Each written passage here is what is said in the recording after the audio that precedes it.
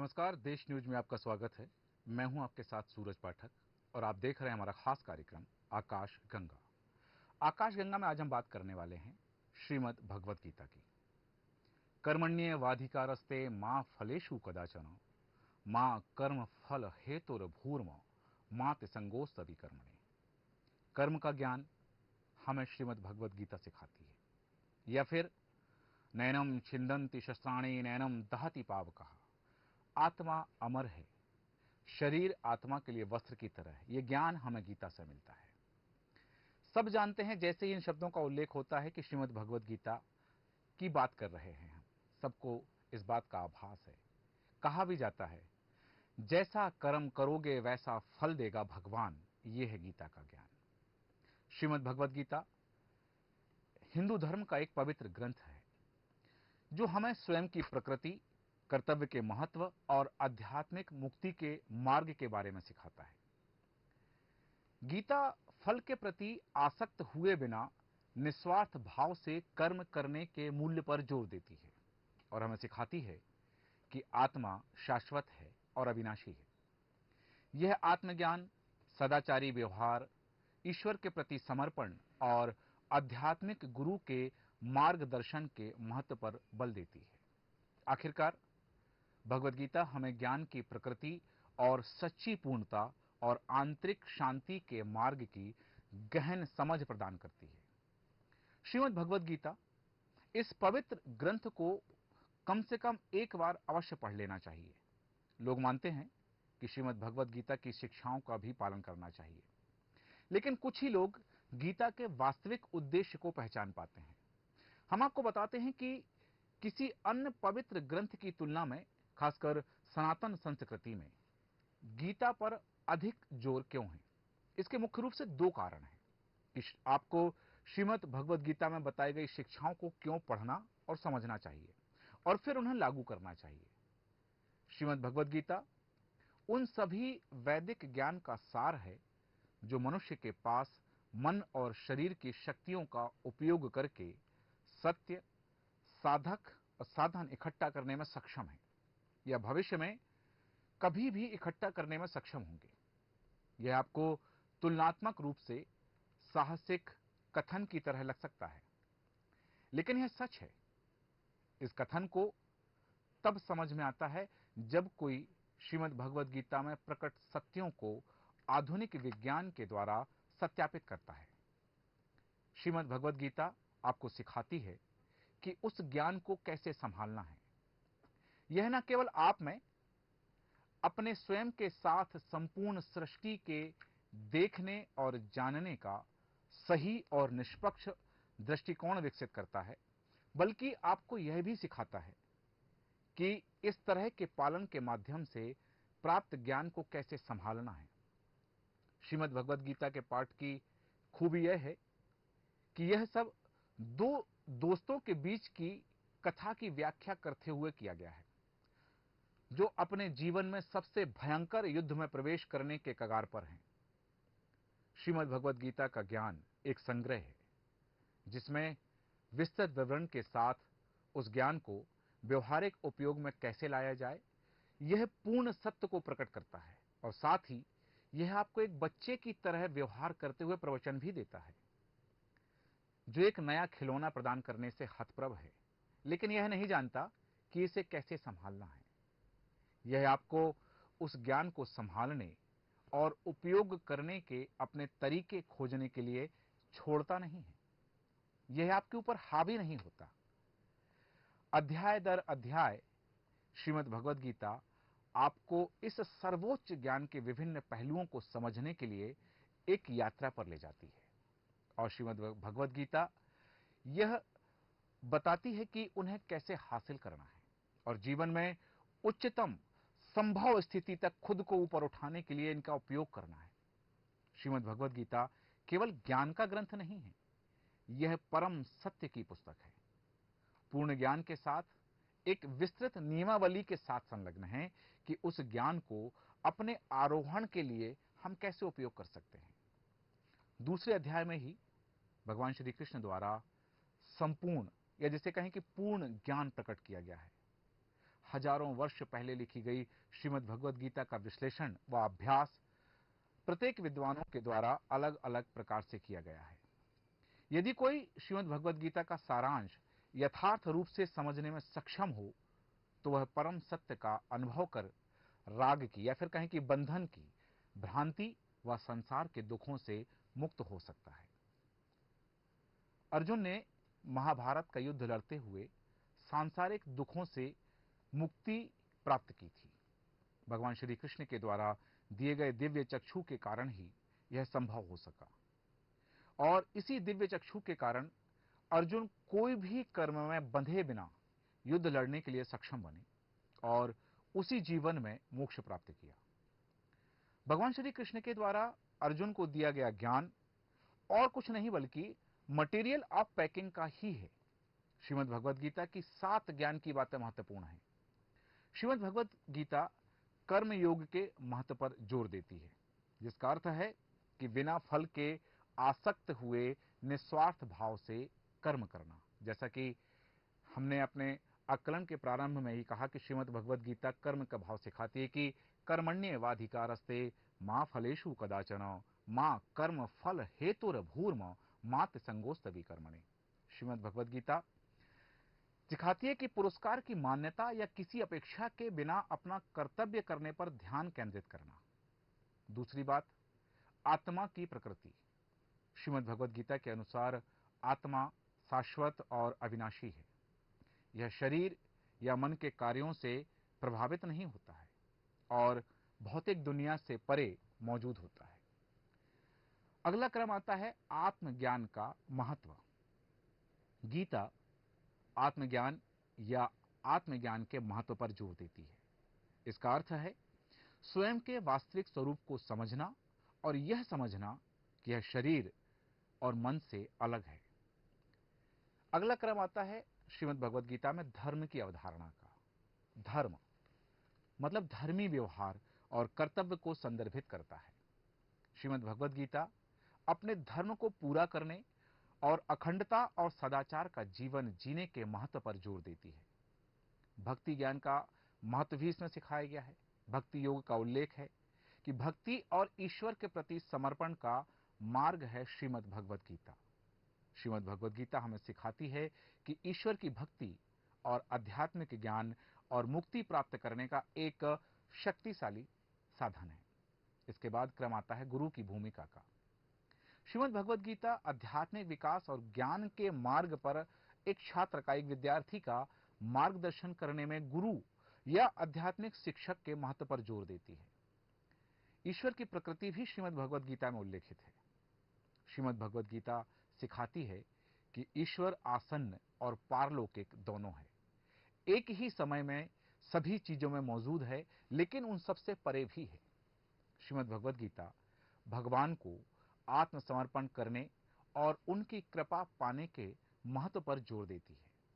यह श्रीमद् भगवद गीता के कुछ प्रमुख पाठ हैं और यह पाठ ज्ञान और आध्यात्मिक मार्गदर्शन का एक समृद्ध स्रोत है। श्रीमद् भगवद गीता की शिक्षाएं आज भी सत्य और ज्ञान के चाहने वालों को प्रेरित और मार्गदर्शन देती हैं। कुरुक्षेत्र का युद्ध शुरू होने से ठीक पहले अर्जुन भ्रमित और उदास महसूस कर रहे हैं। अर्जुन ने लड़ने से इनकार कर दिया क्योंकि वह अपने कार्यों के परिणाम की कल्पना करने में विफल रहा है। चीजों को सही तरीके से समझना और हमें यह समझने में मदद करने में महत्वपूर्ण भूमिका निभाता है कि हमें क्या करना चाहिए और यह हमें क्यों करना चाहिए।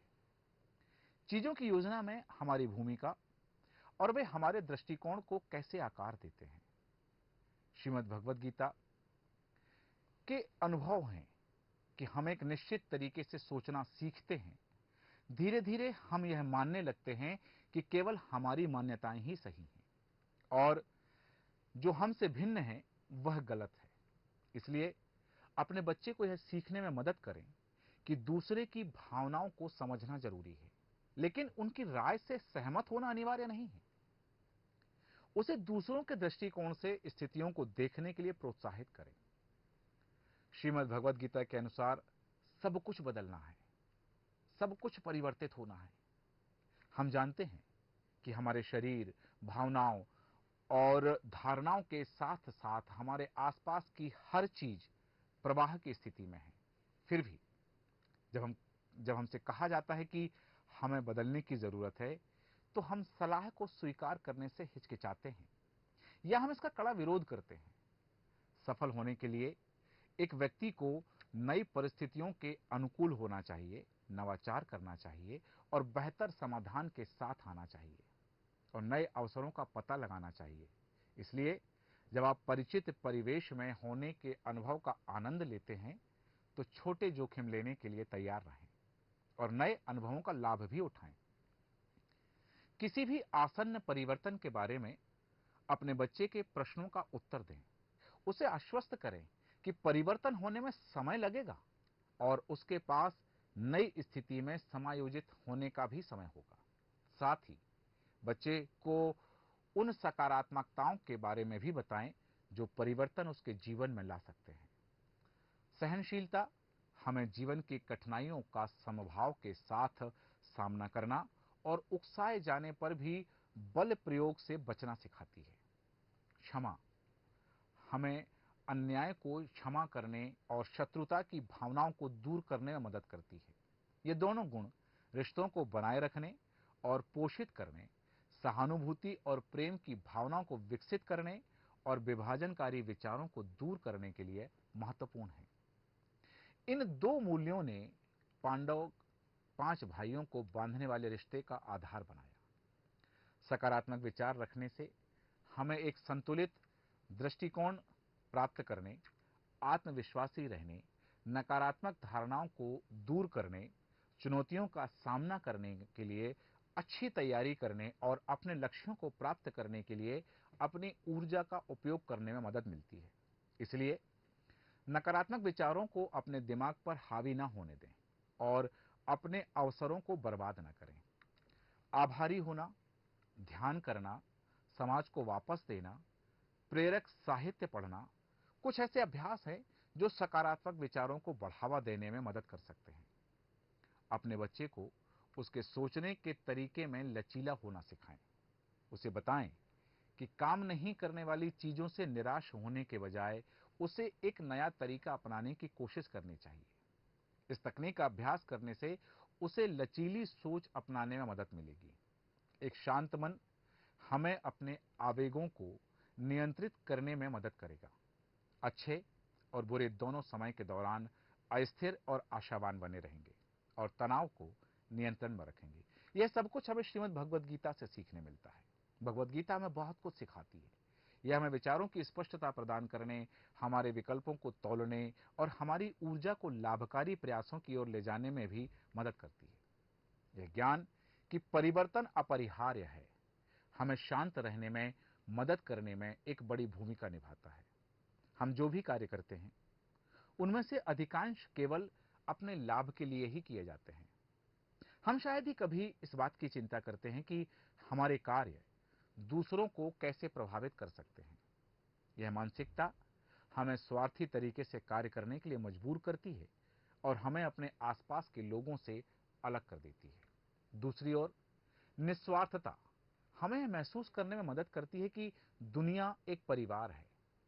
श्रीमद् भगवद गीता का ही जो आधार है वसुदेव कुटुंबकम, कि हमारे कार्य ऐसे होने चाहिए कि वे पूरी दुनिया को एक बेहतर जगह बनाने में मदद करें, हमारे आसपास के लोगों के साथ बंधन में मदद करें। श्रीमद् भगवद गीता में भगवान श्री कृष्ण के द्वारा रणभूमि में अर्जुन को उपदेश दिए गए हैं। श्रीमद् भगवद गीता की बातें मनुष्य को सही तरह से जीवन जीने का रास्ता दिखाती हैं। श्रीमद् भगवद गीता के उपदेश हमें धर्म के मार्ग पर चलते हुए अच्छे कर्म करने की शिक्षा देते हैं। महाभारत में युद्ध भूमि में खड़े अर्जुन और कृष्ण के बीच के संवाद से हर मनुष्य को प्रेरणा लेनी चाहिए। जब मनुष्य युद्ध भूमि में जाता है तो अपने सामने पितामह, सगे संबंधियों को देखकर विचलित हो जाता है, जो अर्जुन के साथ हुआ। तब भगवान श्री कृष्ण उन्हें सही ज्ञान देते हैं। श्री कृष्ण अर्जुन को उपदेश देते हुए कहते हैं कि हे पार्थ, ये युद्ध धर्म और अधर्म के मध्य है। इसलिए अपने शस्त्र उठाओ और धर्म की स्थापना करो। भगवान श्री कृष्ण धर्म के मार्ग पर चलने की शिक्षा देते हैं। मनुष्य को भी धर्म का पालन करना चाहिए। आपको बता दें कि श्रीमद् भगवत गीता धार्मिक ही नहीं, वैज्ञानिक भी है। अब आप कहेंगे कि श्रीमद् भगवत गीता और विज्ञान, इन दोनों का क्या संबंध है? यह प्रश्न स्वाभाविक ही है, किंतु बहुत अर्थपूर्ण है। हम श्रीमद् भगवत गीता को धार्मिक पुस्तक मानते हैं, यह वैज्ञानिक आधार है। इन दोनों का भेद, इन दोनों में क्या संबंध है, हम आपको बताते हैं। श्रीमद् भगवत गीता केवल हिंदुओं के लिए ही नहीं, बल्कि दुनिया के हर देश में हर एक भाषा में उसका अनुवाद किया गया है। इससे यह प्रमाणित और स्पष्ट हो जाता है कि श्रीमद् भगवत गीता में ऐसा कुछ है जो हर दुनिया का हर व्यक्ति जानना चाहता है, दुनिया का हर देश जानना चाहता है और सब कुछ समझना चाहते हैं, और अपने जीवन में उसे उतारने के लिए सभी तैयार हैं। वैसे तो श्रीमद् भगवत गीता को समझना इतना सरल भी नहीं है। वह तो कहीं आप बाहर से समझने का प्रयास करेंगे तो हजारों बार समझने का प्रयास करने के बाद तब जाकर आप उसका कुछ हिस्सा समझ पाएंगे, क्योंकि यह भगवान श्री कृष्ण की वाणी है। इसलिए स्पष्ट रूप से तो संभव ही नहीं है कि हर एक इंसान श्रीमद् भगवत गीता के पूर्ण रूप को समझ पाए। मैंने कहीं पढ़ा है, किसी अंग्रेज ने कहा था कि यह भगवत गीता जो है वह एक मीथ है, इसके अतिरिक्त कुछ भी नहीं है। ना ही कभी विज्ञान ने आत्मा को प्रमाणित किया है और ना ही ऐसी कोई चीज होती है। श्रीमद् भगवत गीता में उल्लेख मिलता है कि नैनम छिंदमति शस्त्राणि नैनम दहति पावकः। उन्होंने कहा कि ऐसी कोई चीज नहीं होती है, तो भगवान ने आत्मा के लिए क्यों बोला? ऐसा उनका कहना था। तो अब मैं आपको बताना चाहता हूं कि विज्ञान में हाल ही में एक संशोधन करके प्रमाणित किया है कि अपने शरीर में दिमाग जो होता है उसमें एक पूनम नाम का तत्व पाया जाता है। तो यह संशोधन किया गया है कि मरने वाले के शरीर में दिमाग में से यह पदार्थ नष्ट हो जाता है और धीरे धीरे वह हवा में फैल जाता है। यही आत्मा है, जिसका कोई स्वरूप या अस्तित्व ना होते हुए भी बहुत बड़ा अस्तित्व है, और वह आत्मा अनेक जन्म ले सकती है, अनेक योनियों में यात्रा कर सकती है। यही तो भगवान का संदेश है। क्वांटम का अर्थ होता है ऊर्जा। आइंस्टाइन ने कहा है कि ऊर्जा ना कभी नष्ट की जा सकती है, ना वह परिवर्तित कर सकती है, किंतु उसका अस्तित्व समाप्त करना संभव नहीं है। तो जब ऊर्जा जो है अगर वह रूप परिवर्तित कर सकती है, अर्थात अन्य बॉडी के स्वरूप में आ सकती है, तो वही तो है आत्मा, एक ऊर्जा के रूप में जो पैंटम के रूप में विद्यमान है। मनुष्य के दिमाग में वही आत्मा का स्वरूप है। अब कहा जाए कि उसका रूप बदलता है, तो इसका अर्थ यही तो हुआ ना कि आत्मा अर्थात ऊर्जा स्वरूप बदलती है, केवल वैसे जैसे हम कपड़े बदलते हैं। आत्मा भी स्वरूप बदलती है, अन्य कुछ नहीं है। होती तो ऊर्जा ही है। ऊर्जा ना तो कभी नष्ट होती है, ना कभी लुप्त होती है, केवल अपना स्वरूप बदलती है। उसी को श्रीमद् भगवत गीता में आत्मा कहा गया है। भगवान ने कई बार ऊर्जा का उल्लेख भी किया है, अपितु हम उस पर कभी ध्यान नहीं दे पाते। हम तो केवल पाश्चात्य संस्कृति ने जो कहा उसे स्वीकार कर लेते हैं, और हम यह तक भूल गए हैं कि अपनी यह धरोहर श्रीमद् भगवत गीता के रूप में जितना बड़ा वरदान हमको मिला है, उससे बड़ा कुछ नहीं है। जीवन का एक भी प्रश्न का हल ना निकले ऐसा नहीं है। श्रीमद् भगवत गीता हर प्रश्न का हल है। श्रीमद् भगवत गीता में मनुष्य के जीवन में कोई भी समस्या हो उसका समाधान है, पर हम यह बात नहीं समझते। ध्यान करते हैं तो लोग कहते हैं कि मेडिटेशन करते हैं, पर यह वेस्टर्न कल्चर का शब्द कहां से आया? यह बात तो हजारों साल पहले भगवान श्री कृष्ण ने श्रीमद् भगवत गीता में कह दी थी, और ध्यान की पद्धति भी बताई थी, ध्यान योग के माध्यम से। पर हम कभी उस बात पर गर्व नहीं करते। यही हमारी सबसे बड़ी विडंबना है, और आज अपनी ही संस्कृति को इसी कारण से हम भूलते जा रहे हैं। श्रीमद् भगवत गीता को भारत तो छोड़ो, अपितु इटली, जापान, चीन, रशिया, फ्रांस, अमेरिका और तो और अरब और अमीरात जैसे मुस्लिम देश भी श्रीमद् भगवत गीता को सम्मान देते हैं और बात को स्वीकार भी करते हैं कि उसमें जो भी लिखा है वह सत्य है। यहां तक कि जर्मनी के कई विद्यालयों में तो श्रीमद् भगवत गीता एक विषय के तौर पर रखा गया है। हाल ही में नॉर्वे में श्रीमद् भगवद गीता को हर एक विद्यालयों में एक पाठ के तौर पर पढ़ाया जाना का प्रावधान किया गया है। पर हमारे देश में हम क्या कर रहे हैं? क्या हम उचित सम्मान दे पा रहे हैं भगवान श्री कृष्ण की इस श्रीमद् भगवद गीता को? बड़े दुख की बात है कि हमारे देश में धारा 30A के तहत हम विद्यालयों में हिंदू धर्म के ऊपर कोई टॉपिक नहीं चला सकते। यह इसलिए संभव नहीं है कि हम हिंदू धर्म के ऊपर कोई भी विषय विद्यालयों में स्थापित नहीं कर पाए। इसलिए हमें ही जागना होगा और श्रीमद् भगवद गीता का पाठ अपने परिवारजनों में, खासकर अपनी आने वाली पीढ़ी अर्थात अपने बच्चों को, संतानों को जरूर सिखाना होगा। श्रीमद् भगवद गीता का पाठ जितना किया जाए उतनी ही समस्याएं कम आएंगी। यह मैं नहीं कह रहा हूं, लेकिन यह श्रीमद् भगवद गीता स्वयं कह रही है। भगवान श्री कृष्ण की वाणी कह रही है। इसलिए हमें अपनी संस्कृति का ध्यान रखते हुए अपने इस सनातन संस्कृति की धरोहर को आगे ले जाने के लिए अपने वंश में स्थापित करना ही पड़ेगा। नहीं तो यह दिन दूर नहीं जब हम सनातन संस्कृति को भूलकर पाश्चात्य संस्कृति को अपनाकर अपनी ही संस्कृति को कोसते रहेंगे। श्रीमद् भगवद गीता वही श्रीमद् भगवद गीता आपने मंदिरों में अपने बड़े बूढ़ों को पढ़ते हुए देखा होगा। आज हम भगवद गीता से जुड़े हुए कुछ ऐसे साइंटिफिक रीजंस को, साइंटिफिक बातें आपको बताने जा रहे हैं जो श्रीमद् भगवद गीता में हजारों साल पहले कही गई थी। और आपको यकीन होगा, आप यकीन मानो या ना मानो, लेकिन आज भी दुनिया के कई महान रिसर्च भगवद गीता को पढ़ते हैं। किसी धार्मिक मकसद के लिए नहीं, बल्कि एक Shrimad Bhagavad Gita pure science book है। और ऐसी बहुत सारी बातें, बहुत सारी थ्योरी हैं जिससे आप भगवद गीता में कहीं ना कहीं कई बातों से रिलेट कर सकते हैं।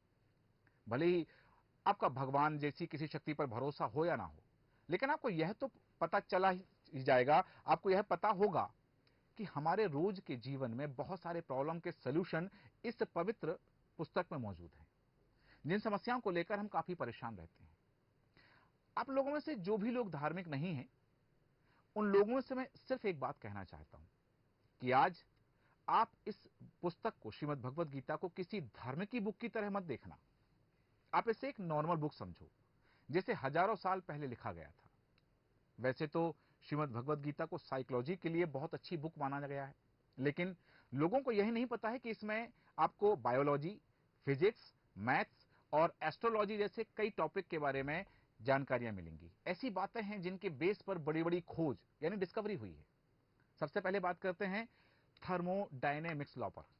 ये फर्स्ट लॉ ऑफ थर्मोडायनेमिक्स कहता है कि एनर्जी को ना तो बनाया जा सकता है और ना ही खत्म किया जा सकता है। इसे बस हम एक फॉर्म से दूसरे फॉर्म में कन्वर्ट कर सकते हैं, यानी कि बदल सकते हैं, जिसे हम कंजर्वेशन ऑफ एनर्जी भी बोलते हैं।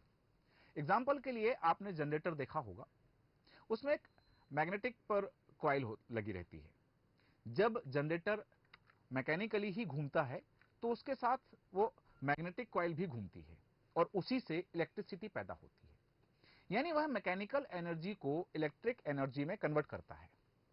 इस लॉ में श्रीमद् भगवद गीता में कुछ इस तरह से बताया गया है। भगवद गीता के दूसरे अध्याय के 23वें श्लोक में लिखा है कि हमारी आत्मा यानी सोल एनर्जी कभी खत्म नहीं होती, वह बस अपना शरीर बदलती है। अब अगर आप सोच रहे हो कि यहां तो आत्मा की बात हो रही है, तो इसका एनर्जी से क्या लेना देना है? आत्मा भी तो एक एनर्जी ही है। मॉडर्न साइंस भी इसे एक एनर्जी मानता है, जो कि हमारे मरने के बाद हमारी बॉडी से रिलीज हो जाती है। अब चाहे वह बड़े अमाउंट में हो या फिर छोटे अमाउंट में, लेकिन कोई तो ऐसी एनर्जी है जो मरने के बाद हमारी बॉडी से रिलीज होती है। इसे बहुत ध्यान से समझना होगा, क्योंकि इतने सालों पहले किसी ने यह आइडिया यानी कि इस थ्योरी का बेस दिया था, जिसे आई मॉडिफाई रूप में कंजर्वेशन ऑफ एनर्जी कहा जाता है। दूसरी बात आती है मेडिटेशन की। चाइना और जापान के कुछ ऐसे मेडिटेशन टेक्निक्स हैं जिससे हम सब अपने कॉन्शियस माइंड को कंट्रोल कर सकते हैं, या फिर हम इसे डेली रूटीन में प्रयोग करके अपने स्ट्रेस यानी तनाव या गुस्से को दूर कर सकते हैं और फोकस ना रह पाने की प्रॉब्लम को भी दूर कर सकते हैं।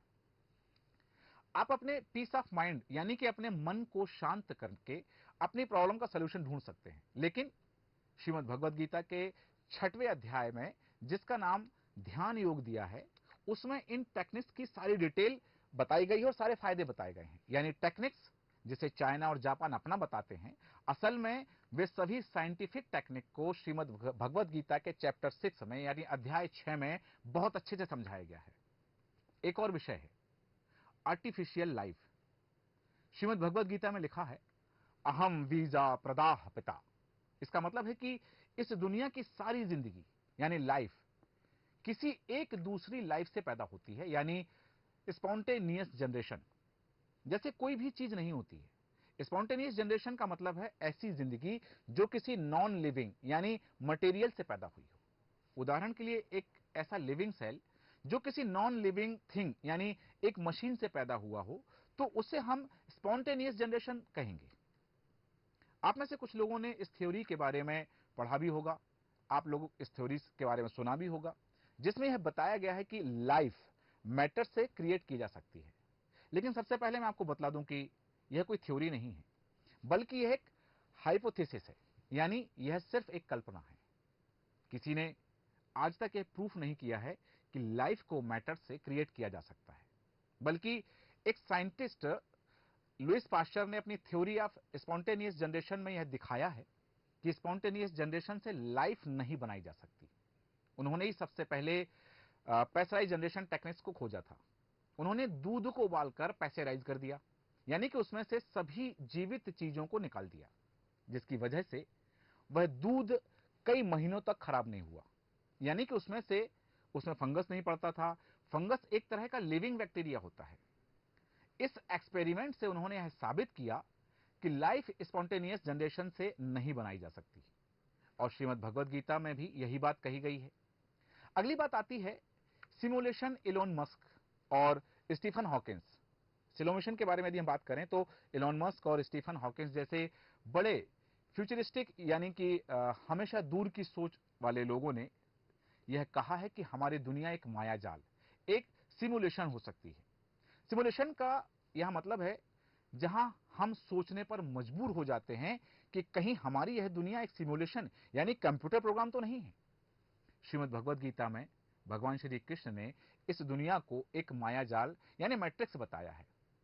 उनके कहने के मुताबिक यह हुआ कि वह इस दुनिया के प्रोग्रामर हैं और यह यूनिवर्स एक कंप्यूटर प्रोग्राम है, और ऐसे बहुत सारे यूनिवर्स यानी कंप्यूटर प्रोग्राम मौजूद हैं। इसके लिए अलग अलग डेवलपर्स हैं। लोगों का ऐसा भी कहना है कि जब ब्रह्मा जी को अभिमान हो गया, घमंड हो गया, तो उन्होंने इस दुनिया का निर्माण किया। तब श्री कृष्ण ने अलग अलग ब्रह्मांड के ब्रह्मा जी को बुलाकर उनका भ्रम तोड़ा, यानी कि उन्होंने अलग अलग ब्रह्मांड के डेवलपर्स को बुलाया। मल्टी यूनिवर्स की थ्योरी श्रीमद् भगवद गीता में हजारों साल पहले बता दी गई है, जिसे आज साइंटिस्ट एक बहुत स्ट्रांग हाइपोथेसिस मानते हैं। जैसे हमारी दुनिया में सभी कंप्यूटर किसी नेटवर्क से जुड़े हुए होते हैं, उसी तरह अलग अलग यूनिवर्स यानी कंप्यूटर प्रोग्राम भी आपस में किसी नेटवर्क से जुड़े हुए हैं, और हम उस नेटवर्क का नाम रखते हैं ब्लैक होल, मल्टी यूनिवर्स और पैरेलल यूनिवर्स। हाइपोथेसिस में यह माना गया है कि कोई भी चीज ब्लैक होल में चली जाती है तो वह किसी दूसरे कंप्यूटर सिमुलेशन यानी किसी दूसरे यूनिवर्स में चली जाती है। क्या आपने कभी सोचा था कि भगवद गीता में इतनी एडवांस थ्योरी का वर्णन मिल सकता है? ऐसे और भी बहुत सारी बातें हैं जो साइंस और साइकोलॉजी के फील्ड में श्रीमद् भगवद गीता में कही गई हैं। सभी बातों को सही साबित करती है। आपको शायद यह बात पता नहीं होगी कि भगवद गीता सिर्फ हिंदी में ही नहीं बल्कि इंग्लिश, जापानीज, चाइनीज, जर्मन और बहुत सारी लैंग्वेज में पब्लिश हो चुकी है। और हमें इस बात पर गर्व होना चाहिए कि हमारे पास एक ऐसे ज्ञान का भंडार है जिसे पूरी दुनिया जानना चाहती है। जब संपूर्ण विश्व की सभ्यता पालने में थी, तब भारत के ऋषि मुनियों ने वेदों का पाठ कर लिया था। भारत के प्राचीन ग्रंथ ज्ञान का खजाना माने जाते हैं। प्राचीन भारत में धर्म ग्रंथ असाधारण वैज्ञानिक स्वभाव के साथ लिखे गए थे। इन सबके बीच श्रीमद् भगवद गीता का अध्ययन, विश्लेषण और व्याख्या सबसे अधिक की जाती है। भूमि रापो अनलो वायु खम मनोबुद्धिरेव चा अहंकार इतियम चे भिन्ना प्रकृति अष्टधा। 7वें अध्याय का यह चौथा श्लोक। पृथ्वी, जल, अग्नि, वायु, आकाश, मन, बुद्धि और अहंकार, ये 8 मिलकर अलग अलग भौतिक ऊर्जाएं बनाते हैं। इस श्लोक में द्रव्यमान और ऊर्जा संबंधों पर प्रकाश डाला गया है। लगभग इसी सिद्धांत की घोषणा श्रीमद् भगवद गीता के सदियों बाद डॉक्टर अल्बर्ट आइंस्टीन ने की थी। इसी सिद्धांत का उपयोग रॉबर्ट ओपनहाइमर ने लिटिल बॉय को जबरदस्त विनाशकारी क्षमता वाला परमाणु बम बनाने के लिए किया था। एक सफल प्रयोग के बाद उन्होंने एक श्लोक लिखा था। जो श्लोक उन्होंने लिखा था वह था, कालो अस्मि लोकक्षय कृत प्रबद्धो लोकान समुर्त्वमिह प्रवर्तः ऋते अपि त्वाम ना भविष्यति सर्वे ये अवस्थिता प्रत्यनिकेशु योधा। 11वें अध्याय का यह 32वां श्लोक, जिसका अर्थ है कि मैं शक्तिशाली समय हूं, मैं विनाश का स्रोत हूं, जो दुनिया को नष्ट करने के लिए आगे आता है। आपकी भागीदारी के बिना विरोधी सेना में शामिल योद्धाओं का अस्तित्व समाप्त हो जाएगा। यहां तक कि दिव्य सूर्य सहस्त्रस्य भवेद युग पादस्थिता, कि आकाश में एक साथ हजारों सूर्य चमकने वाले थे। यह शब्द भी हिरोशिमा और नागासाकी पर बमबारी के दौरान भारी रोशनी उत्पन्न होने का संकेत देते हैं। यहां तक कि आत्मा के अस्तित्व का उल्लेख भी श्रीमद् भगवद गीता में बार बार किया गया है। वसांसि जीर्णानि यथा विहाय नवानि गृहाति परोपराणि तथा शरीराणि विहाय जीर्णा नन्यानि संयाति नवांति देह। दूसरे अध्याय का यह 22वां श्लोक। जिस प्रकार मनुष्य जीर्ण शीर्ण वस्त्रों को उतार कर नए वस्त्र धारण कर लेता है, उसी प्रकार देहधारी आत्मा भी जीर्ण शीर्ण शरीरों को त्याग कर दूसरे नए शरीर को धारण कर लेती है। आत्मा की अमरता को ब्रह्मांड में ऊर्जा की स्थिरता माना गया है। न तो जिसे उत्पन्न किया जा सकता है, ना ही नष्ट किया जा सकता है। इस प्रकार उदाहरण अनंत हैं। कोई एक उदाहरण के साथ निष्कर्ष निकल सकता है। श्रीमद् भगवद गीता को भारत की महान धार्मिक सभ्यता, दुनिया की सबसे पुरानी जीवित संस्कृति के लिए मुख्य साहित्यिक समर्थन के रूप में देखा जा सकता है। श्रीमद् भगवद गीता हमें और भी बहुत कुछ सिखाती है। श्रीमद् भगवद गीता का ज्ञान, कहते हैं कि जैसा कर्म करोगे वैसा फल देगा भगवान, यह है गीता का ज्ञान। श्रीमद् भगवद गीता में बहुत कुछ है जिससे जीवन की समस्याएं दूर की जा सकती हैं। श्रीमद् भगवद गीता, जैसे मैंने बताया, कि साइंटिफिक बुक है, धार्मिक बुक तो है ही, लेकिन इसका विज्ञान से सीधा संबंध, और उस विज्ञान से जितना विज्ञान श्रीमद् भगवद गीता में है, वर्तमान में उसका कुछ प्रतिशत विज्ञान हमारे सामने है, और जो वर्तमान में सामने है उसकी प्रमाणिकता श्रीमद् भगवद गीता में है। भगवद गीता का पाठ एक बार जीवन में अवश्य करना चाहिए, दुखों का क्लेश अवश्य होगा। हमारे आज के खास कार्यक्रम आकाशगंगा में इतना ही। आप बने रहें देश न्यूज के साथ। नमस्कार।